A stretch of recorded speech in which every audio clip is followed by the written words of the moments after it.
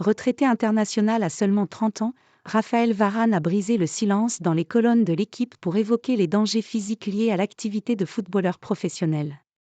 Le sujet est tabou et très rarement évoqué et pourtant, les footballeurs sont eux aussi exposés à une fatigue physique et mentale. Pour se préserver, Raphaël Varane a pris la décision de prendre sa retraite internationale avant même ses 30 ans, après la Coupe du Monde 2022 perdue en finale contre l'Argentine. Dans les colonnes de l'équipe, le défenseur de Manchester United a évoqué ce sujet rarement mis sur le tapis par les acteurs du jeu.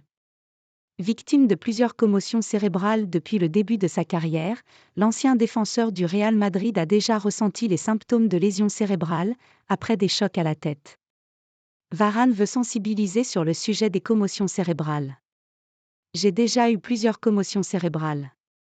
Quand on regarde 3 des pires matchs de ma carrière, il y en a au moins 2 avant lesquels j'avais eu une commotion quelques jours plus tôt, face à l'Allemagne en quart de finale de la Coupe du Monde 2014, le 4 juillet, 0-1 avec la France, et avec le Real Madrid contre Manchester City en 8e de finale de Ligue des Champions 2020, a d'abord lancé Raphaël Varane dans les colonnes du quotidien national, avant de poursuivre. En tant que footballeurs habitués à jouer au plus haut niveau, on est habitué à la douleur, on est un peu des soldats, des durs au mal, des symboles de la force physique, or ce sont des symptômes qui sont assez invisibles. Si tu as mal à la jambe et que tu boites, tout le monde le voit. Mais là, ça fait tout de suite faible de dire qu'on est fatigué, qu'on a des migraines ou de la fatigue oculaire, poursuit Raphaël Varane, évoquant les symptômes d'une commotion cérébrale. Ça s'apparente souvent à des excuses ou au fait de ne pas être prêt à relever le défi.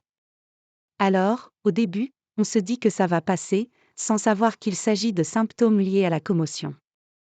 Pour le comprendre, il faut bien analyser la situation et ensuite qu'il y ait une relation de confiance avec le staff médical et le staff technique pour pouvoir en parler. Parce que forcément, quand on a un match hyper important, dire qu'on est un peu fatigué, c'est compliqué, a ajouté Raphaël Varane, qui indique par ailleurs que son fils de 7 ans joue au football, et il lui conseille de ne pas faire de tête. À travers ce témoignage, le défenseur de Manchester United veut sensibiliser les acteurs football et ouvrir la parole aux autres professionnels sur ce sujet beaucoup évoqué dans le rugby, mais beaucoup moins dans le monde du ballon rond.